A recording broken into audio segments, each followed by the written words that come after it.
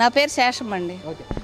శేషం గారు, ప్రస్తుతం రాష్ట్రంలో చూస్తున్నాము తిరుమల లడ్డు అనేది కూడా సంచలనం రేపుతోంది. గత ప్రభుత్వ హయాంలో లడ్డు తయారీ విషయంలో నెయ్యికి బదులు జంతువుల కొవ్వు వాడారు అని చెప్పేసి కూడా చాలా ఆరోపణలు బయటకు వస్తున్నాయి. అంటే ఎలా అనిపిస్తుంది, అసలు ఎటువంటి సమాధానం చెప్తారు? ఎస్మెంట్ సమాధానం అంటే నేను 2023 నేను ఆగస్టు 14వ తారీఖు క్యూలోకి వెళ్ళా. ఏది ధర్మదర్శనానికి వెళ్తే అక్కడ ఉప్మా కాడ నుంచి భోజనాల దగ్గర నుంచి చెప్పుకొస్తాను. అది తిరుపతి దేవస్థానం అవినీతి. ఏవి సుబ్బారెడ్డి, నువ్వు జగన్మోహన్ రెడ్డి ఏమన్నా ఒక దేవుడా, లేకపోతే ఒక పండితుడా, లేకపోతే ఏమన్నా రాష్ట్రానికి ఏమన్నా ఒక వరగబెట్టాడనే నువ్వు గెలవటంలోనే జగన్మోహన్ రెడ్డిని తీసుకెళ్ళి నువ్వు పల్లకీలో కూర్చోబెట్టి ఊరేగించావు. మామూలుగా అక్కడ అది విష్ణుమూర్తిని కానీ అది చేసినట్టు మామూలుగా పల్లకీలో కూర్చోబెట్టడం కానీ, మామూలుగా ఆయన్ని తులసి కూర్చోబెట్టి ఆయన అది కాటా వేయటం కానీ, ఇవన్నీ కూడా జగన్మోహన్ రెడ్డి పరిపాలనలో ఏవి సుబ్బారెడ్డి చాలా చాలా చేశాడు.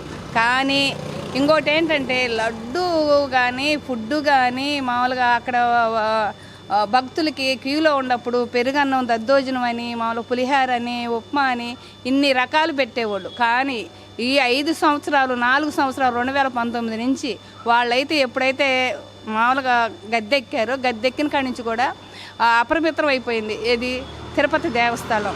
అక్కడ పోయి క్రిస్టియన్స్కు మామూలుగా వాళ్ళకి పదవులు ఇచ్చి, వాళ్ళకి జాబులు ఇచ్చి, క్రిస్టియన్స్ పోయి అన్ని విధాలు కూడా అప్రమత్తం చేసేసారు. కానీ ఇప్పుడు ఏంటంటే నేను ఒకటే అడుగుతున్నా, ఏవి సుబ్బారెడ్డి, నీకు అక్కడికి నీకు దేవస్థానం నీకు ఇది ఇచ్చారు. ఇచ్చినప్పుడు నువ్వు ఎలా చేయాలి?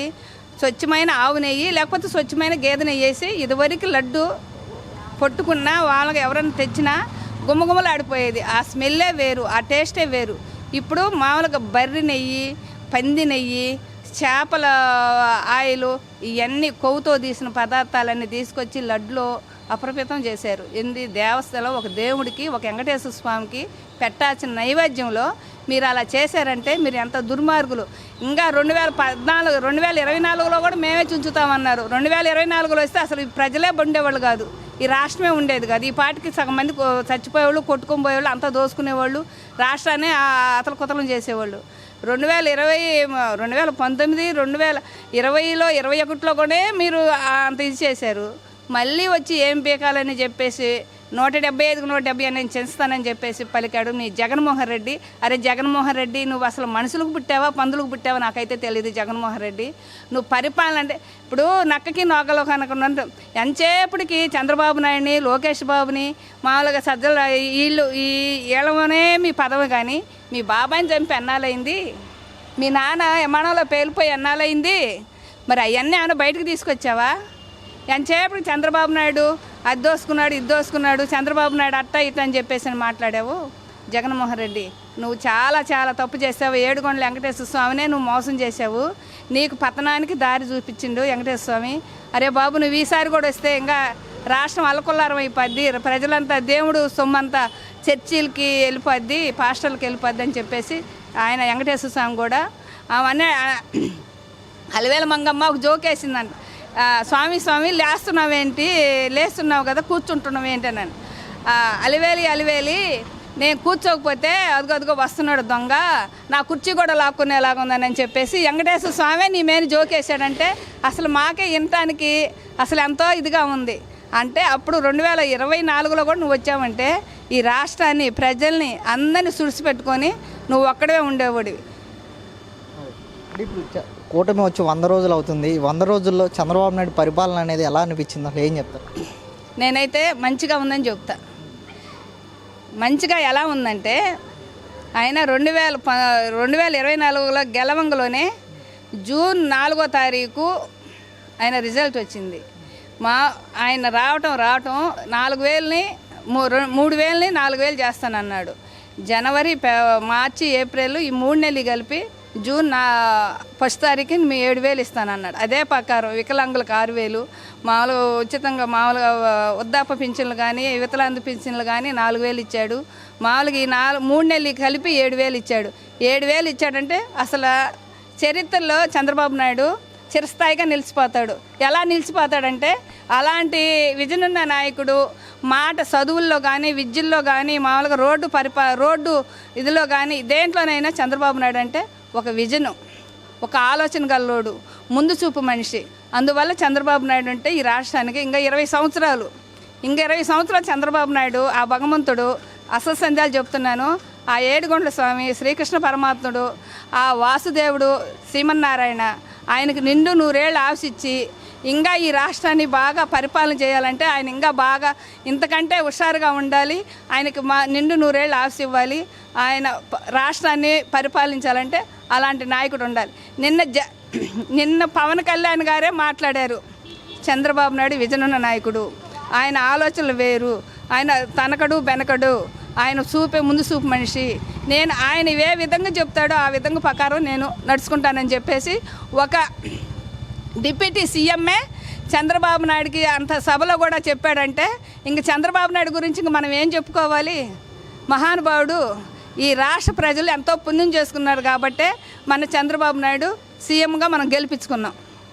ప్రతి ఇంటికి మామూలుగా ఎలక్షన్కు ముందు ప్రతి ఇంటికి వెళ్తే ప్రతి ఒక్కళ్ళు అన్నారు ఈ దరిద్రుడు పోవాలి, ఈ దరిద్రుడు పోతేనే ఈ రాష్ట్రం బాగుంటుంది, ఈ పిల్లల భవిష్యత్తు బాగుంటుంది, మన భూములు మేము కానీ ఏదైనా సరే ఈ జగన్మోహన్ రెడ్డి అనే ఎదవ పోవాలని చెప్పేసి ప్రతి ఒక్కళ్ళు అన్నారు.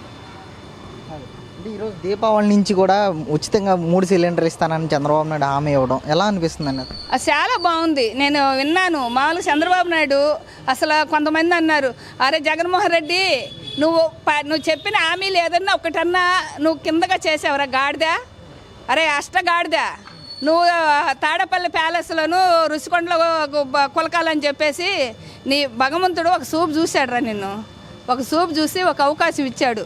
అది ఎవరు? ఎర్రి ప్రజలు ఇచ్చారు. ఆ ఎర్రి ప్రజలు తెలియక ఇచ్చారు. అందుకే భగవంతుడు అనేవాడు ఒక చిన్న సూపు చూశాడు.